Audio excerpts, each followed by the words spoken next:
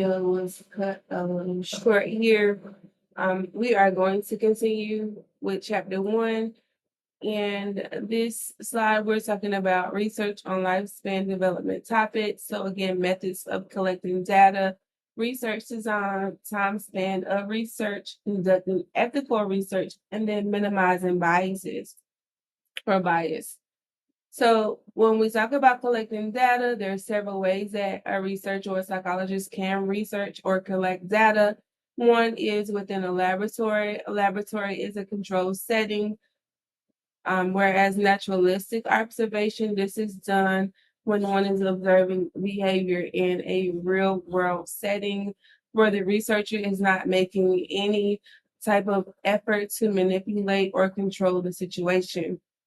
We also have the surveys that we can conduct, making sure that we have clear and unbiased questions to obtain people or individual attitudes and beliefs about a particular topic. We can also interview participants. There's different methods again for collecting data, in addition to the naturalistic observations in the laboratory, interview surveys. We also have standardized tests, and we also have case study where we can take a closer look at a single individual. These are different research designs here. We have descriptive research. This is a research method designed to observe and record behavior.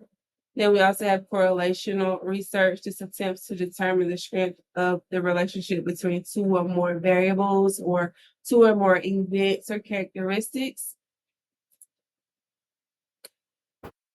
We have also experimental research.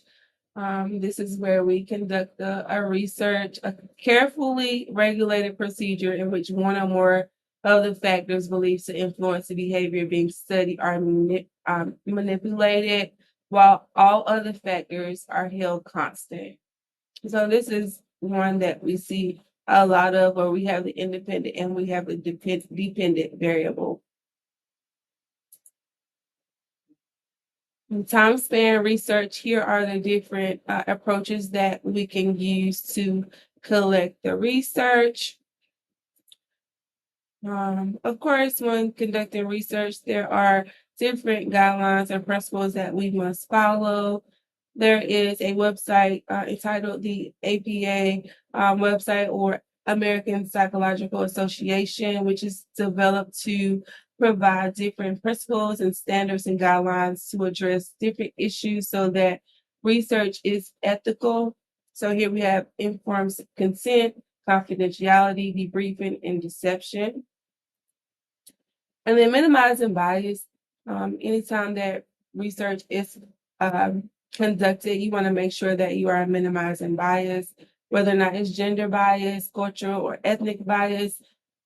Sometimes we have experimenter biases where the one who is conducting the study also has to be aware of their own values and beliefs so that the results of the study, or so that the research is not biased whenever they are conducting it. So you always have to make sure that you're aware of your own individual biases, your own attitudes and beliefs whenever you're conducting a study. This concludes chapter one. Again, if you have any questions, please do not hesitate to reach out to me via email at class, during my office hours, and I'll be more than happy to help you. I hope that you have a great week, and I will see you chapter two.